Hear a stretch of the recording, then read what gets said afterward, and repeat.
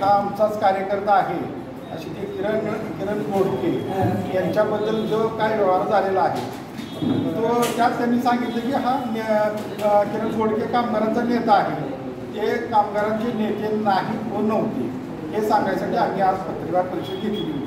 कामगार नाही मुळं म्हणजे ते स्वतः कामगार नाही किंवा व्यापारी ठेकेदारही नाही, त्यामुळे त्यांना पैसे घ्यायचा किंवा कामगार नेता संबोधायचा आहे तर आम्ही किंवा दुसरं कुणी त्यांना संबोधायचा काही विषयच नाही. याच्यामध्ये नितीन सरडे यांचा काय विषय नाही, याच्यामध्ये नितीन सरडे त्यांनी सांगितलं की हा आमचा कार्यकर्ता आहे. विधानसभे कारखाना निवडणुकी वेळेस आणि विधानसभा निवडणुकीच्या टायमाला त्यांनी त्यांचा प्रचारात वापर वगैरे केलेला आहे, आमचा कार्यकर्ता आहे हे त्यांनी मान्य केलेलं आहे. मग तुमच्याबरोबर आंदोलन त्यांनी सहभागी झाले होते तेव्हा तुम्हाला कळलं नाही काही त्यांची आम्हाला त्यांनी माझा वैयक्तिक पाठिंबा तुम्हाला आहे म्हटल्यानंतर मला सामाजिक कार्य करायची आवड आहे, मी तुमच्याबरोबर उपोषणाला बसतोय एवढं सांगितलं.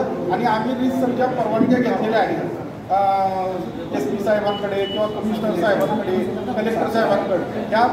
या पत्रामध्ये त्याचा कुठलाही उल्लेख नाही. काही दिवस तुमच्याबरोबर उपोषणाला बसल्यानंतर त्यांनी स्वतःच उपोषण सोडलं होतं. होय, त्यावेळेस तुमच्यात ते काय झालं नाही, त्यांना सहमती दिली नाही.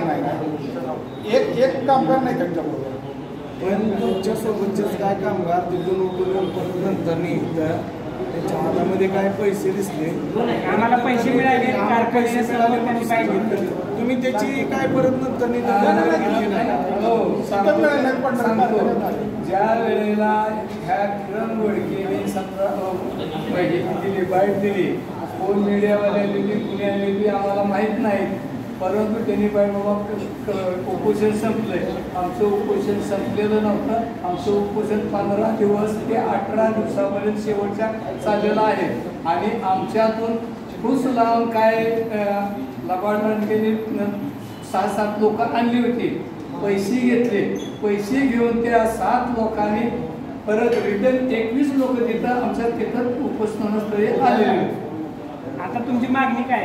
आमची मागणी आहे आमचं जे 12%चा फरक, 15%चा फरक, 31 महिन्याचा पगार, एक बोनस आणि रिटेन्शन अलाउन्स आणि हंगामी कर्मचाऱ्याचा हक्काचा पगार ही आमची मागणी आहे. राहिलेली ग्रॅज्युटी. आता असा एक प्रश्न उपस्थित केला जातो, विठ्ठल साखर कारखान्याची निवडणूक झाल्यानंतर आता 3 वर्ष होत आली, आजपर्यंत जी कामगार आहेत तुम्ही रिटायर झालेले कामगार त्यांनी त्यांच्या रकमेसाठी या रकमेसाठी आजपर्यंत कुठलंही आंदोलन केलं नव्हतं, परंतु आत्ताच हे आंदोलन का होते? 18 महिन्यापूर्वी त्यांना तुमच्या माहितीसाठी सांगतो, त्या चेअरमन साहेबांनी कारखाना निवडणुकीच्या प्रचार काळात सभासदांचे, कर्मचाऱ्याचे, ऊस वाहतूक ठेकेदारांचे पैसे दिल्याशिवाय मी मुळी टाकणार नाही, बरोबर आहे. आणि ह्यानंतर 3 वर्ष सतत कारखाना चालला, 24,26,000 क्रशिंग झालं, तरीही पैसे दिले नाहीत. ह्या चेअरमन साहेबांनी प्रति टनाला 300 रुपये ज्यादा आपल्याला शिल्लक नफा मिळतो म्हणून सांगितलं. मग त्या 300 रुपये प्रमाणे 24,26,000 क्रशिंग दिलेलं आणि अधिक आता महाराष्ट्र शासनाच्या दर खानेवर NCDC बँकेने पैसे दिले.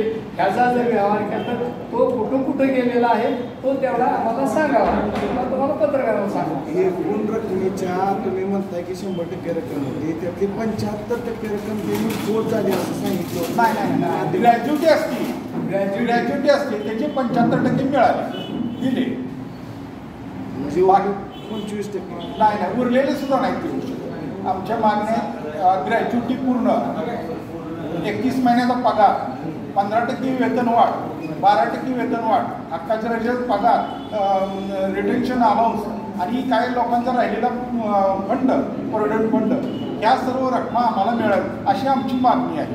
ही केव्हापासून पैसे यांना आले, पैसे 25 ऑगस्टला पैसे आले. 25 ऑगस्टला पैसे आल्यानंतर आम्ही 2, 3, 4 महिने वाट बघितली. चेअरमन साहेबांना म्हणलं आम्ही विनंती केली, एक 5-5, 10 कर्मचारी जाऊन विनंती केली. त्यांनी कुठल्याही कर्मचाऱ्याला अजिबात पैसे देतो म्हटलं, नुसतं होय होय होय ह्या नावाखाली केलं. आम्ही ज्या वेळेला बाबा हे उपोषणाचा पत्रकार परिषद त्यावेळेला त्यांना ती जागा आली. तुम्ही आंदोलन चालू केल्यापासून आतापर्यंत चेअरमन अभिजित पाटील तुम्हाला भेटले आणि त्यांच्याशी काही संभाषण झाले भेटले होते. काय साखर आयुक्त कार्यालयात मिटिंगला भेटले होते. मी ह्या कर्मचाऱ्याचं म्हणजे बऱ्यापैकी सहकार्य केलेलं आहे. त्यांचं बोलणं झाल्यानंतर साहेब म्हणलं मी 1 मिनिट बोलू का? बोला म्हणले. आपण जर ह्या विठ्ठल कारखान्याच्या रिटायर कर्मचाऱ्याला एकाला सहकार्य केले म्हणून सांगा, तर आम्हाला एकाला सहकार्य केलं असतं तर आम्हाला 1 रुपया बी देऊ नका. त्यांनी त्याच्यावर प्रतिउत्तर काही सुद्धा दिलेलं नाही. आणि उपोषणाची भेटच दिली नाही. पवारसाहेबांनी भेट दिली, अजितदादांनी भेट दिली. तर हे येऊन 2दा येऊन गेले, एकदा सुद्धा नाही. आता पुढची दिशा काय असणार तुमच्या आंदोलनाची? थांबलंय आंदोलन? पैसे जर नाही दिले आम्हाला आम्ही वाट बघणार नाही. तर आम्ही साखर आयुक्ताला समोर पत्र देऊन आम्ही अजूनही सुद्धा उपोषण करणार. विठ्ठल कारखान्याचे एकही माजी संचालक तुम्हाला पाठिंबा देतात? त्यांचं म्हणणं आहे विठ्ठल साखर कारखान्याचे जी माजी संचालक त्यांच्या विरोधात सत्ताधारी होते, त्या काळातला एकही संचालक तुम्हाला या आंदोलनाला पाठिंबा देत नाही. आम्हाला कुठल्याच राजकीय नेत्यांनी दिलेला नाही, संचालकांनी दिला नाही, कुणीच दिलेलं नाही.